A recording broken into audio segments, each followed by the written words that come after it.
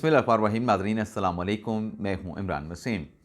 नाज़रीन, अहम इस्तीफ़े की ख़बर से अपने प्रोग्राम का आगाज़ करेंगे और इस ख़बर की डिटेल आपके साथ शेयर करने के बाद हमारे प्रोग्राम की जो दीगर अहम ख़बरें हैं, जिसमें जजेस के मवाख़ज़े की ख़बर है, जिसमें आर्मी चीफ़ सैयद आसिम मुनीर शाह से मुतल्लिक़ अहम ख़बर है कि बैंड कैसे बजाई गई, कैसे बैंड बजा के रख दी गई और फिर कप्तान के खिलाड़ियों के ख़िलाफ़ बड़ी कार्रवाई। तहरीक इंसाफ के साथ, तहरीक इंसाफ के वोटर सपोर्टर के साथ, यूँ कहें कि तारीख़ का एक बड़ा धोखा। इसके अलावा भी नाज़रीन कुछ अहम हैपनिंग्स हुई हैं, डेवलपमेंट्स हुई हैं, उनकी तफसीलात भी वीडियो लॉग में आपके साथ हम शेयर करेंगे। लेकिन प्रोग्राम का आगाज़ करने से पहले आप दोस्तों से चैनल सब्सक्रिप्शन की दरख्वास्त करेंगे कि जिन दोस्तों की जानिब से अभी तक चैनल को सब्सक्राइब नहीं किया गया, उनसे दरख्वास्त होगी कि चैनल को सब्सक्राइब कर लें, बेल आइकॉन का बटन प्रेस करें, वीडियो अगर पसंद आए तो इसे लाइक भी करें और शेयर भी करें। इस्तीफ़े की खबर नाज़रीन, आप जानते हैं कि आजकल पाकिस्तान तहरीक इंसाफ में जो इख्तलाफात ऑलरेडी मौजूद थे, उन इख्तलाफात में आजकल शिद्दत देखी जा रही है। बल्कि शिद्दत से भी बढ़ के यानी पार्टी से लोगों को निकालने के फैसले होने लगे हैं। मरवत साहब को पार्टी से निकाल दिया गया। मरवत साहब ने जो मलबा है वो सलमान अकरम राजा पे डाल दिया। बल्कि शेर अफजल मरवत ने तो ये दावा कर दिया कि वो पाकिस्तान तहरीक इंसाफ हैं। मरवत साहब ने यह भी दावा कर दिया कि कारकुनान उनके साथ हैं।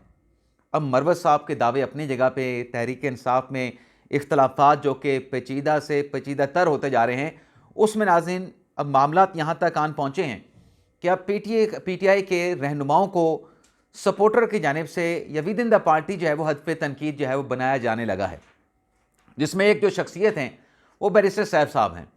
लेकिन इस तनकीद से तंग आकर जो है बैरिस्टर सैफ साहब ने जो है वो एक इंतहाई फ़ैसला किया, और इंतहाई फ़ैसला ये है कि वो जो तर्जुमान हैं खैबर पख्तूनख्वा हुकूमत के, खैबर पख्तूनख्वा के वज़ीर आला के, इस ओहदे से बैरिस्टर सैफ साहब ने जो है वो इस्तीफ़ा दे दिया है। अब जब इस्तीफ़ा उन्होंने अपने वज़ीर आला गंडापुर साहब को दिया तो गंडापुर साहब ने बैरिस्टर सैफ साहब से कहा कि ये ओहदा मैंने आपको नहीं दिया, ये मर्तबा, ये ओहदा, ये मनसब आपको जो है वो बानी तहरीक इंसाफ इमरान खान ने दिया है। जो लोग आप पे तनकीद कर रहे हैं, आप उसकी परवाह ना करें। जब तक आपको इमरान खान साहब का एतमाद हासिल है, आप ये जिम्मेदारियाँ जो है वो जारी रखें। यानी सीएम साहब ने बैरिस्टर सैफ का जो है वो इस्तीफ़ा एक्सेप्ट करने से इनकार कर दिया। और साथ ही में नाज़रीन, जो खैबर पख्तूनख्वा हुकूमत के 2 डेलीगेशन अफ़गानिस्तान भिजवाए जा रहे हैं, जिसमें एक डेलीगेशन जो है, एक वक्त जो है वो मुज़ाकरात और सफारती मामलात के हवाले से गुफ्तगू शुनीद करेगा, और दूसरा जो डेलीगेशन है उसमें बहुत सारे स्टेक होल्डर्स शामिल हैं।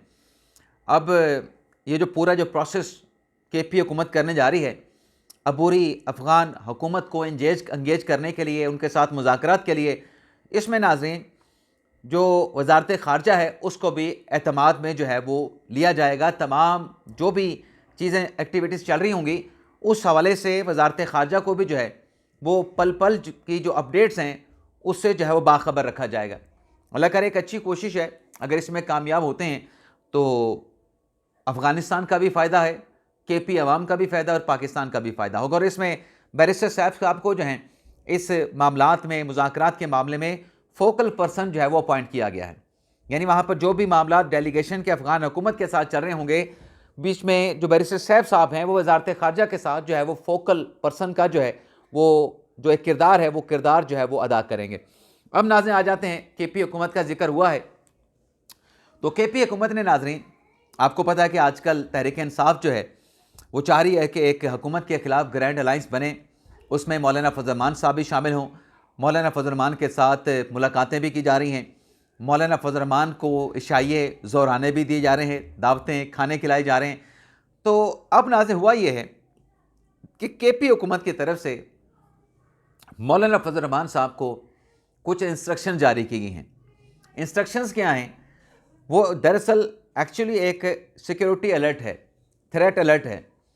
मौलाना फजल रहमान साहब को केपी हुकूमत ने कहा है, डीआई खान पुलिस ने कहा है कि आपको सिक्योरिटी थ्रेट है, किसी भी मजहबी या सियासी तकरीब में आपको निशाना बनाया जा सकता है, तो लिहाजा आप अपने सिक्योरिटी के इंतजामात भी करें और जितना हो सके अपनी नकलो हरकत को महदूद भी रखें।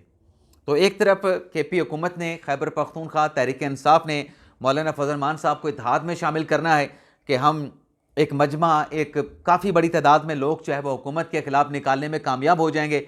दूसरी तरफ KP हुकूमत खुद ही मौलाना फजल मान साहब को थ्रेट अलर्ट जारी कर रही है उनसे मुतल्लिक कि आपकी जान को ख़तरा है, आप अपनी नकलो हरकत को महदूद कर दें।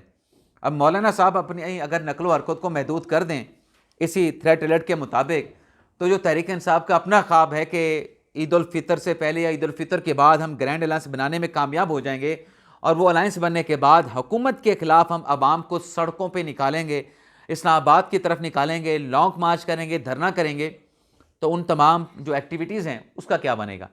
अब नाज़रीन आ जाते हैं जजेस के मवाक़से वाली ख़बर, तो आगे चल के आपके साथ हम शेयर करेंगे। पहले नाज़रीन आ जाते हैं कि तहरीक इंसाफ के अरकान के ख़िलाफ़ बड़ी कार्रवाई, कप्तान ने अपने खिलाड़ियों के ख़िलाफ़ बड़ी कार्रवाई का फ़ैसला कर लिया। तो नाज़रीन कप्तान के खिलाड़ियों के ख़िलाफ़ बड़ी कार्रवाई की खबर ये है कि एक तो पत्ता ख़ुद पाकिस्तान तहरीक इंसाफ ने काट दिया, जिसका भी मैंने थोड़ी देर पहले जिक्र किया कि मरवत साहब को पार्टी से निकाल दिया गया। लेकिन पार्टी से निकालने का फ़ायदा क्या हुआ? पहले तो तहरीक इंसाफ वाले मरवत को पार्टी से निकाल नहीं सकते। मरवत साहब आज़ाद हैसियत में इलेक्शन जीतने के बाद सुन्नी इत्तेहाद कौंसिल में जा चुके हैं, तो पार्टी से निकालना है तो सुन्नी इत्तेहाद कौंसिल निकालेगी। और फिर सबसे जो अहम टास्क है कि क्या शेर अफजल मरवत कौमी असम्बली की सीट से इस्तीफ़ा देंगे? क्या उनसे इस्तीफ़ा मांगा जाएगा?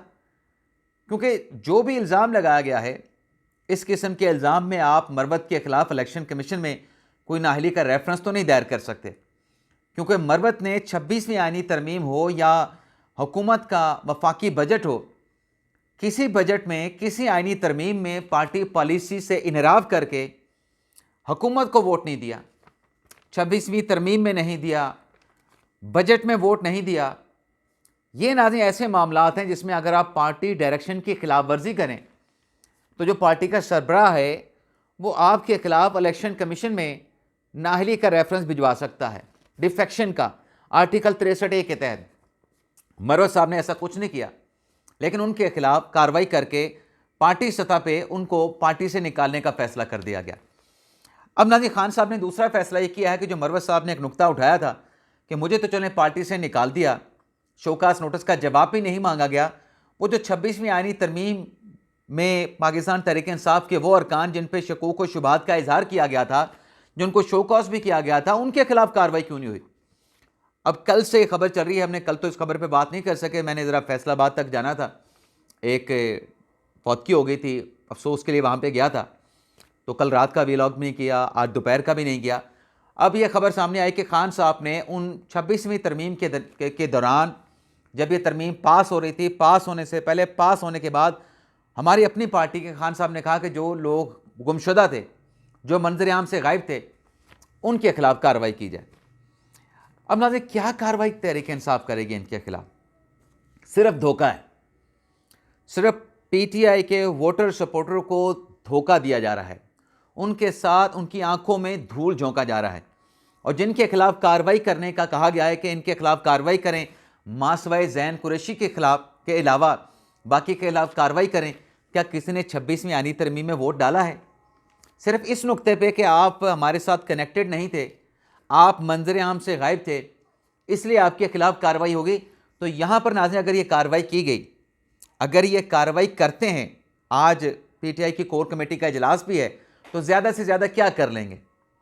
ज़्यादा से ज़्यादा यही करेंगे कि इन अरकान को पार्टी से निकाल देंगे।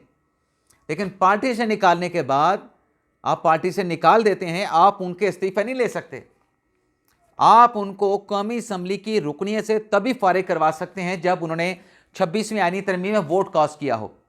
वोट तो उन्होंने कास्ट नहीं किया, उनको फिर रुकने से कैसे फारिग करेंगे? उल्टा अगर आप उनके खिलाफ कार्रवाई करते हैं, उन जितने भी वो लोग हैं, 8 हैं, 10 हैं, 12 हैं, जैन कुरैशी को निकाल के आप अपने कौमी असम्बली में वोट खराब करेंगे। हाँ, अगर वो खुद रजा कराना तौर पर इस्तीफ़ा दे दें आपकी कार्रवाई के बाद, तो ये तहरीक इंसाफ की खुशकिस्मती होगी, इमरान खान साहब की खुशकिस्मती होगी। लेकिन ये डायरेक्टली उनके खिलाफ कार्रवाई करके इन अरकान को जिन पे शक व शुबा का इजहार किया गया है, उनको पार्टी से नहीं निकाल सकते। अब उसमें जरका साहबा भी हैं डॉक्टर, उसमें रियाज फतियाना साहब भी हैं, उसमें वो शकील साहब भी हैं, फैसल शकील साहब या शकील फैसल साहब, उनके खिलाफ भी है, काफ़ी सारे अरकान का नाम आ रहा है। लेकिन आज मैं ये समझता हूँ कि ये महज जो है अपने लोगों को उनकी आंखों में धूल झोंकने के मुतरादिफ है, बल्कि पार्टी के अंदर जो इख्तलाफात हैं, अगर ये कार्रवाई होती है, उन इख्तलाफात को इस कार्रवाई के बाद मज़ीद हवा मिलेगी। और जो इख्तलाफात हैं वो पेचीदा तो हैं, वो पेचीदा तर भी हैं, वो मज़ीद पेचीदा हो जाएंगे। पार्टी को संभाला देने वाला कोई नहीं है, लेकिन यहाँ पे पार्टी के खिलाफ एक्शन हो रहे हैं और उस बुनियाद पे एक्शन हो रहे हैं जिसकी कोई बुनियाद ही नहीं। अगली खबर नाज़रीन, आर्मी चीफ ने जो है वो आज बैंड बजा दी है, और बैंड वैसे तो बजाई है फितना खारिज की, लेकिन उसमें मैं ये समझता हूँ कि इमरान खान साहब की बैंड भी बजाई गई है, तहरीक इंसाफ की बैंड भी बजाई गई है। आर्मी चीफ ने नाज़रीन दरअसल मुख्तलिफ मुल्क भर की जो यूनिवर्सिटीज़ हैं उनके मुख्तलिफ स्टूडेंट के साथ खिताब किया। अब इस खिताब में आर्मी चीफ ने कहा कि जो फ़ौज और अवाम का रिश्ता है ये बड़ा मजबूत है, इसमें कोई खलल नहीं डाल सकता, इसमें कोई खलीज पैदा नहीं कर सकता। तो खान साहब जो खतूत लिख रहे हैं वो तो खान साहब यही कर रहे हैं कि ये खलीज बढ़े, ये खलीज पैदा हो। बात तो खान साहब खतूत में करें कि मैं ये फासले कम करना चाहता हूँ, लेकिन खान साहब अपने खतूत में बातें करके दरअसल फासले बढ़ाना चाह रहे हैं। तो आज आर्मी चीफ ने उस बात का जवाब दिया कि जो भी कोशिश करेगा, जो एक मजबूत रिश्ता फ़ौज और अवाम के दरमियान है ये बड़ा मजबूत है, बड़ा मरबूत है, इसमें कोई खलीज या फासला नहीं पैदा कर सकता। फिर आर्मी चीफ ने कहा कि फ़ौज में जो एक अहम बात है वो ये है कि हम होते तो पूरे पाकिस्तान से हैं, तमाम सूबों से हैं, बलूचिस्तान से भी हैं, सिंध से भी हैं, खैबर पख्तूनख्वा से भी लोग हैं, पंजाब से भी हैं, लेकिन जब हम फ़ौज में आते हैं तो हमारा कल्चर ये है कि हम सब कॉमरेड होते हैं, सब दोस्त होते हैं, सब साथी होते हैं। जब लड़ते हैं तो पाकिस्तान के लिए लड़ते हैं, पाकिस्तानियत हमारी इज़्ज़त है, हमारे में तकसीम नहीं होती, ये हमारी सबसे बड़ी खूबी है। नाज़रीन, ये जो खान साहब ने एक अटैम्प्ट की मुबैना तौर पे 9 मई की, उसमें क्या कोशिश की गई थी? फ़ौज में एक तरह की बगावत करने की, उसके बाद भी अटैम्प्ट की गई। ये तो नाज़रीन कोशिश होती है ना कि फ़ौज में किसी तरीके से इख्तलाफात हों, कोई बगावत जैसा सीन हो जाए। दरअसल फ़ौज का नाज़रीन कल्चर ऐसा है कि बड़ी यूनिटी होती है, बड़ा इत्तेहाद होता है, नामुमकिन है कि ऐसी कोई कोशिश कामयाब हो पाए। तो आर्मी चीफ वही कह रहे थे, और फिर उन्होंने फितना खवारिज की बात की कि अपनी फरसूदा जो सोच है वो मुसलत करना चाहते हैं, औरतों को इज़्ज़त नहीं देते, औरतों को एहतराम नहीं देते, औरतों की वो इज़्ज़त वो एहतराम जो इस्लाम ने दिया, नबी पाक ने दिया, खुदा ताला ने दिया, उसको नहीं मानते। यानी इस्लाम की रोशनी फैलने से पहले औरत को क्या इज़्ज़त दी गई थी? पैर की जूती समझा गया था। जब इस्लाम की रोशनी फैली, नबी पाक सल्लल्लाहु अलैहि वसल्लम पे वही नाजिल हुई, नबी पाक सल्लल्लाहु अलैहि वसल्लम ने अपना पैगाम फैलाना शुरू किया, तो आका दो जहां ने बताया कि औरत की क्या रिस्पेक्ट है।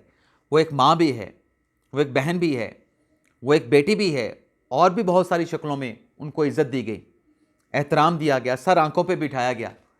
जब नबी पाक की बेटी सल्लल्लाहु अलैहि वसल्लम की बेटी जब उनकी खिदमत में आती थी, बहुत सारी मिसालें हमारे सामने पड़ी हैं, जो हमने किताबों में पढ़ी हैं, सुन रखी हैं, कि उनके एहतराम में खड़े हो जाते थे, उनका कितना रिगार्ड करते थे अपनी बेटी का, और अपनी बेगमात का, अपनी वाइफ्स का, अपनी वालदा को कितना याद करते थे, किस मोहब्बत के साथ, किस इश्क के साथ याद करते थे।